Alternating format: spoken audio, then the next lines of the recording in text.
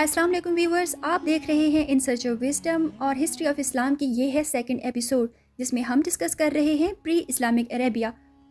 First episode میں ہم نے یہ دیکھا تھا کہ عرب کی سوسائٹی کس طرح کی تھی، وہاں پہ لوگ کیسے رہ رہے تھے، اور آج کی ایپیسوڈ میں ہم ڈسکس کرنے جا رہے ہیں ریلیجن۔ ہم یہ دیکھیں گے کہ ریلیجن نے پری اسلامک عربیہ میں کس طرح عربوں کی آئیڈینٹی بنائی اور وہاں کی سوسائٹی میں کیا رول ادا کیا۔ زمانہ جاہلیت یا پری اسلامک عربیہ کا جو ٹائم تھا اس میں ریلیجن بت پرستی تھا، کرسچینٹی تھا، جوڈائزم تھا اور ایرانین ریلیجن۔ لیکن بت پرستی عرب میں سب سے پاپولر ریلیجن تھا۔ ہر قبیلے کا، ہر شہر کا اپنا بت ہوتا تھا۔ ہر قبیلے نے کعبہ میں اپنے لیے الگ الگ سے بت رکھے ہوئے تھے، اور ایک حدیث ہے جو یہ بیان کرتی ہے کہ کعبہ میں مریم علیہ السلام کا اور بیبی جیسس یعنی عیسیٰ علیہ السلام کے بچپن کا بت بھی رکھا ہوا تھا۔ لیکن اس حدیث کی اوتھینٹسٹی ڈسپیوٹڈ ہے، لیکن پھر بھی کعبہ میں تقریباً 360 سے زیادہ بت رکھے ہوئے تھے۔ بازنٹائن امپائر، ایتھیوپیا اور پرشیا، ان سے پولیٹیکل ریلیشنز اور ٹریڈ کے ریلیشنز نے عرب میں ریلیجن کو شیپ کرنے میں بہت زیادہ امپورٹنٹ کردار ادا کیا ہے، کیونکہ تقریباً پہلی صدی عیسوی میں ہی عرب ٹریڈرز جو تھے وہ کرسچینٹی کو عرب میں انٹروڈیوس کرواتے ہیں۔ مثال کے طور پر غسانی قبیلہ جو تھا اس نے کرسچینٹی قبول کر لی تھی، کیونکہ وہ رومن امپائر یعنی بازنٹین امپائر کی سرحدوں پر آباد تھا، اور عرب کے جنوبی حصے میں یعنی نجران کے حصے میں بھی بہت ہی اسٹرانگ کمیونٹی تھی کرسچینز کی، اور یہ لوگ ایتھیوپیا کی نیسٹورین کرسچینٹی سے بہت زیادہ متاثر تھے۔ نیسٹورین کرسچینٹی کے علاوہ ایک دوسرا فرقہ بھی تھا، مونوفیسائٹس۔ مونوفیسائٹس کرسچینٹی زیادہ ڈومینیٹ تھی اس پورے خطے میں۔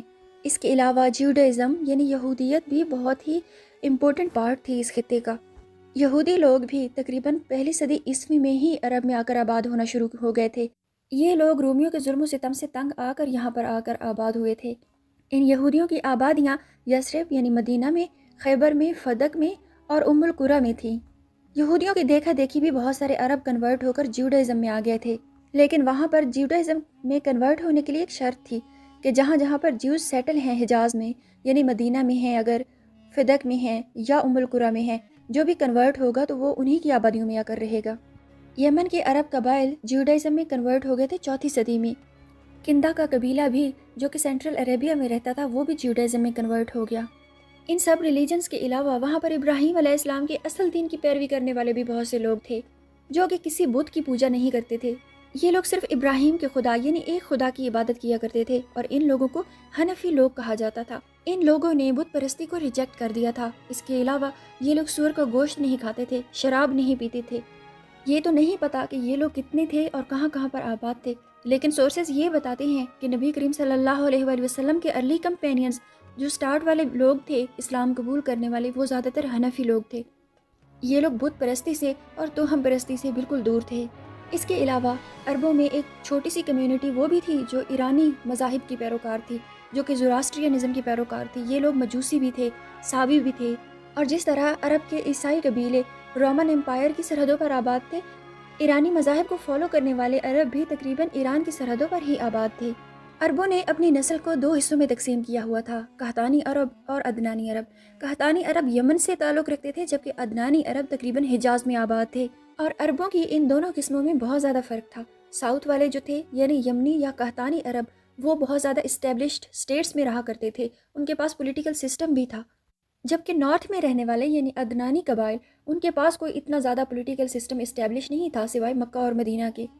لیکن چوتھی صدی عیسوی میں ہوا کچھ یوں کہ صدرن ٹرائبز یعنی قحطانی عرب جو تھے انہوں نے موو کرنا شروع کر دیا نارتھ کی طرف، اور انفلوئنس بھی زیادہ ہو گیا ناردرن ٹرائبز کا یعنی عدنانی عرب قبائل کا، اور عدنانی عرب قبائل جو تھے وہ ٹریڈرز بن گئے۔ مکہ اور مدینہ جیسا کہ ہم پہلے بھی بیان کر چکے ہیں کہ ٹریڈ روٹس پر آتے تھے، اور یہ لوگ شام کی طرف، ایتھیوپیا کی طرف ٹریڈ بھی کیا کرتے تھے۔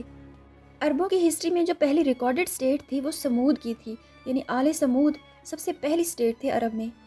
آل سمود تقریباً 8ویں صدی قبل مسیح میں آباد تھے یہاں پہ نارتھ میں۔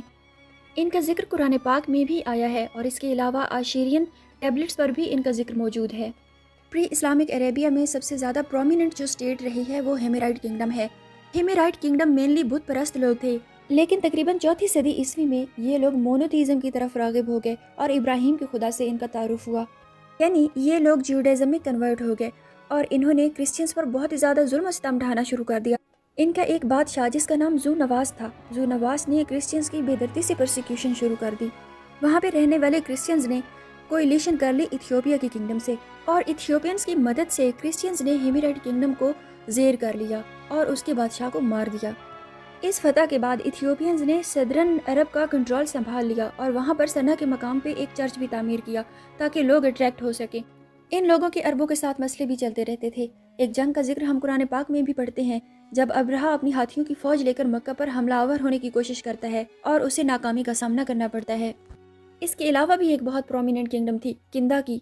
किंदा का कबीला नजद में आबाद था और उसने बहुत सारे अरब कबीलों को अपने आसपास भी मुत्तहिद करके आबाद कर लिया था। ये लोग भी काफ़ी ज़्यादा पावरफुल थे। ये 5वीं सदी ईस्वी की बात है, जब किंदा की किंगडम बजंटीन एम्पायर की सरहदों पर रेड्स किया करती थी। लेकिन इन लोगों का भी जवाल तब आता है जब पर्शियन एम्पायर के अंडर रहने वाला एक अरब कबीला इन पर हमला करता है और इनकी किंग को मार देता है। इस बादशाह का नाम होता है हारिस बिन अमर। किंदा की हुकूमत की जगह बनु लहम ले लेते हैं। बनु लहम एक ऐसा कबीला होता है जो पर्शियन एम्पायर के अंडर इन्फ्लुएंस होता है, यानी इस्लाम के आने से पहले बनु गुसान जो थे वो अंडर इन्फ्लुएंस थे रोमन एम्पायर के, और बनु लहम जो थे वो अंडर इन्फ्लुएंस थे पर्शियन एम्पायर के। और इन लोगों ने अपनी अपनी छोटी छोटी किंगडम्स भी बनाई हुई थी इन दोनों सुपर पावर्स की सरहदों पर। जबकि हिजाज की तरफ हम पहले ही बता चुके हैं कि मक्का और मदीना के अलावा ज़्यादातर खानाबदोश कबाइल ही रहा करते थे। प्री इस्लामिक अरेबिया की सोसाइटी और कल्चर, रिलीजन और पॉलिटिकल सिस्टम हमने इन 2 वीडियोस में तकरीबन बयान कर दिया है ब्रीफली। अगली वीडियो में हम स्टार्ट करने जा रहे हैं history of Islam profit Mohammad सल्लल्लाहु अलैहि वसल्लम की बर्थ से। So stay tuned with us. Video को लाइक करना, कमेंट करना ना भूलिएगा। Thanks for watching. अल्लाह हाफिज़।